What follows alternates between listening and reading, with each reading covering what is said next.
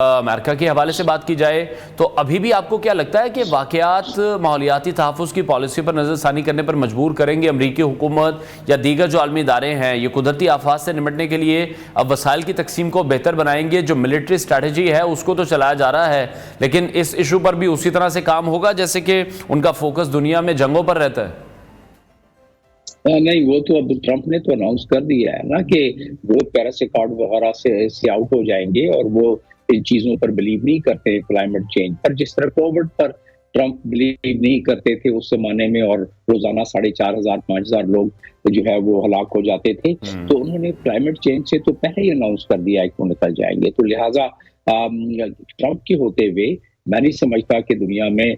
Paris accord پر زیادہ مزید فعال ہو سکتا ہے، کیونکہ امریکہ کا ایک بہت بڑا حصہ ہے، اگر وہ اپنا حصہ نکال لیتا ہے تو دشواری ہو جائے گی. تو لہٰذا محسوس یہی ہوتا ہے کہ دنیا میں اس قسم کے آفات کے لیے اتنا بڑا لیڈر اگر کہہ دے کہ یہ کلائمیٹ چینج کو نہیں مانتے، تو اس لحاظ سے اگر دیکھا جائے تو پھر اس کا حشر دنیا کا بہت خراب ہونے والا ہے، اب نہیں تو اگلی نسلوں میں. لیکن ہمارے ہوتے ہی اب ہم دیکھ رہے ہیں کہ فلڈ آنا شروع ہو گئے ہیں، گلیشیئر پگھل رہے ہیں، پانی کم ہو رہا ہے، کاربن ہوا میں زیادہ ہے، ہوا میں جو ہے اس میں زیادہ پولوشن آ گئی ہے، لوگ بیمار ہو رہے ہیں، لوگوں کو سانس کی بیمار، بہت ساری چیزیں ہو رہی ہیں دنیا میں اس کی وجہ سے، موسمی تبدیلی کی وجہ سے. اور سب سے بڑی بات یہ ہے کہ موسمی تبدیلی کی وجہ سے اگر دیکھا جائے تو قازقستان میں انہوں نے کچھ ایسے میجرز لیے تھے جس میں کہ انہوں نے دریاؤں کے رخ موڑ دیے تھے، تو وہاں کے موسم تبدیل ہوا، ایکو سسٹم تبدیل ہوا، لاکھوں لوگ گھر چھوڑ کے دوسری جگہوں پر چلے گئے. اسی طرح اپنی ایل اے میں دیکھا کہ تقریباً کوئی 1,68,000 افراد اپنے گھروں کو چھوڑ کے بھاگے ہیں. اب کب واپس جاتے ہیں وہ دوسری بات ہے، لیکن اس طرح آگ لگتی رہی تو واپس نہیں جا سکیں گے. تو لہٰذا دنیا میں اس کے بہت زیادہ مضر اثرات ہونے جا رہی ہیں اگر دنیا نے عقل کے ناخن نہ لیے. ویسے یورپ کے تمام ممالک اور دنیا کے باقی ممالک اس میں سیریس ہیں. یہ ملٹی لیٹرل ڈپلومیسی ہے. اس ملٹی لیٹرل ڈپلومیسی میں یہ جب تک پیرس ایکارڈ پر عمل نہیں کیا جائے گا، جب تک وہ $100 بلین کا جو انہوں نے پیرس ایکارڈ میں ایک رکھا ہوا ہے ریزرو، جب تک وہ ان ممالک کو جہاں یہ زیادہ ہوتا ہے کلائمیٹ کا ایفیکٹ جیسے پاکستان، تو جب تک کہ ان میں اگر میٹیگیشن کے لیے پیسے نہیں دیے گئے، کیونکہ ان کا قصور نہیں ہے، وہ کاربن ایمٹ نہیں کرتے ہیں، وہ اس میں حصہ نہیں ڈالتے ہیں، تو اس کو نہیں دیا گیا تو یہ موسمیاتی تبدیلی کی وجہ سے آج امریکہ میں ہے، کل یورپ میں ہوگا، پرسوں انگلینڈ میں ہوگا، اور بالکل کہیں بھی ہو سکتا ہے. لیکن آپ کس طرح سے دیکھ رہے ہیں یہ جو جنگلاتی علاقے ہیں، پھر یہاں پر انسانی جو آباد کاری ہے اس کو محدود کرنے کی پالیسی اپنانا پھر یہ درست ہوگا؟ نہیں، محدود کرنے کی پالیسی تو نہیں، ان کی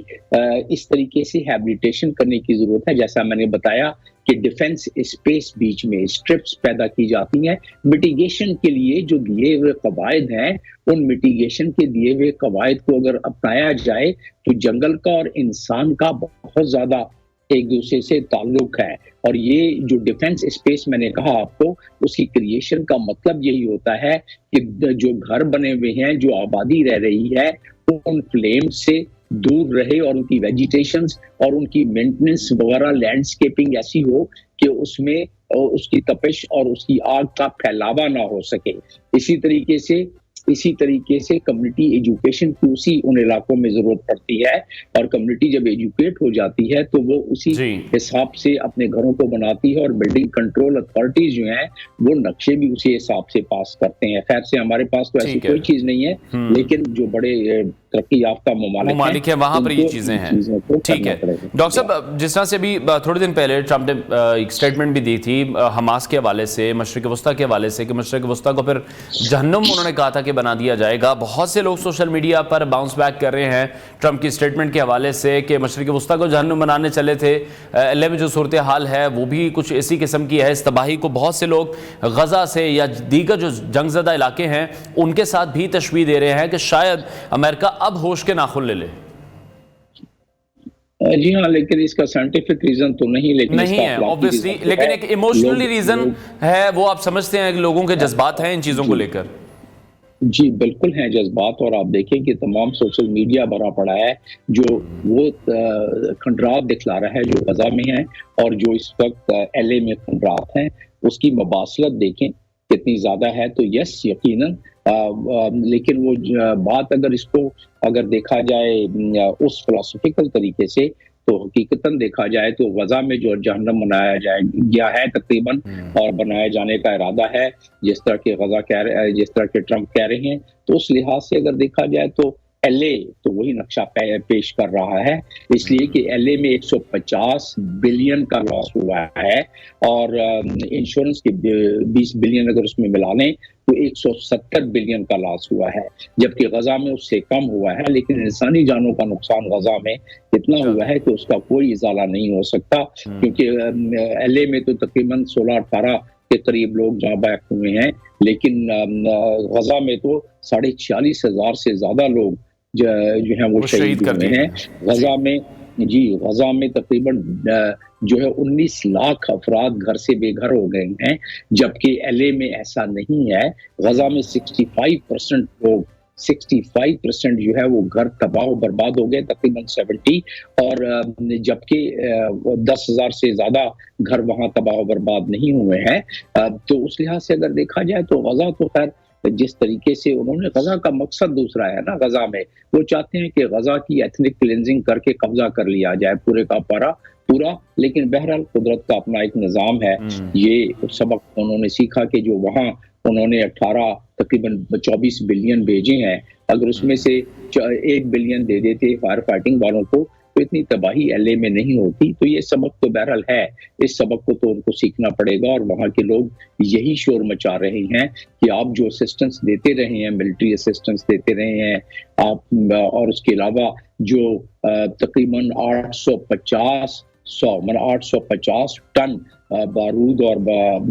گولہ بارود اور ویپنز دیے ہیں اسرائیل کو، وہ پیسے اگر اس کے تھوڑے سے یہاں بھیج دیتے تو یہ میٹیگیشن بہت زیادہ ہو سکتی تھی. یہ تباہ کاری جو ایل اے میں ہے وہ اس سے کہیں کم ہو سکتی تھی، بلکہ رک سکتی تھی، لیکن ایسا نہیں کیا. اور یہی گورنر بھی کہہ رہا ہے وہاں کا جو ایل اے کا ہے. اس کا ایک اور رخ ہے لیکن وہ آپ کے ٹاپک سے علیحدہ ہو جاتا ہے، اور وہ ہے کہ ٹرمپ جو کرٹیسائز کر رہے ہیں ایل اے کو اور ایل اے کی گورنمنٹ کو، وہ اس لیے کہ وہاں ان کے ووٹر سپورٹر نہ ہونے کے برابر ہیں، وہاں ڈیموکریٹس کی ہیں. تو وہی گورنر بھی رو پیٹ یہی رہا ہے کہ آپ نے جو ہے کہ بجٹ، خیر وہ تو وہاں ان کا لوکل معاملہ تھا کہ فیڈرل گورنمنٹ جو ہے بجٹ جو بھی تھا وہاں، لیکن فیڈرل گورنمنٹ کو چاہیے تھا کہ وہ فوری طور پر اس کی مدد کرتی، لیکن فیڈرل گورنمنٹ جو کہ بائیڈن کی ہے وہ بھی اس میں کافی ڈیلے کر گئی اور اس پہ بھی کرٹیسائز ہو رہی ہیں. ٹھیک ہے ڈاکٹر صاحب، سوشل میڈیا پر کافی چیزیں سرکولیٹ کر رہی ہیں، اوبویسلی بہت سی چیزیں اس میں غلط بھی ہوں گی، لیکن کہیں نہ کہیں یہ کہا جا رہا ہے کہ بہت سی ایسی انشورنس کمپنی تھیں جنہوں نے کچھ ماہ قبل ہی جو اپنی انشورنس کی پالیسیز تھی ان کو ختم کر دیا تھا. یہ ایک بہت بڑا اسکینڈل بنایا جا رہا ہے. بہت سی مشہور شخصیات ہیں، ان کے بیانات سامنے آ رہے ہیں. جیمی لی کرٹس ہیں، ان کا بیان ہے. جو بہت سے لوگ اس آفت کو سیاسی رنگ دینے میں کردار ادا کر رہے ہیں. جی ہاں، لیکن دیکھیں اس کے اگر اس کو دیکھا جائے مورلی تو کسی بھی آفت کو سیاسی رنگ نہیں دینا چاہیے، لیکن دیکھنے میں یہی آیا ہے کہ دنیا میں جہاں بھی کوئی بھی آفت آتی ہے تو سیاستدان کہیں نہ کہیں اس سے اپنی وہ سکہ چمکانے لگتے ہیں، اور وہی ٹرمپ نے بھی کیا ہے اس دفعہ. تو وہ کر رہے ہیں، لیکن اگر اس کو مورلی دیکھا جائے تو آفت بہرحال آفت ہوتی ہے. انسانی جان، ہر جگہ انسانی جان ہوتی ہے، اور اس سے انسان کو ہمدردی ہونی چاہیے اور سبق سیکھنا چاہیے کہ وہ کیا ہوا، کیوں ہوا، کیسے ہوا، ہم اس سے آئندہ دنیا کیسے بچ سکتی ہے. یہ سبق سیکھنا چاہیے. جو مہذب معاشرے ہیں ان کو ایسا کرنا چاہیے.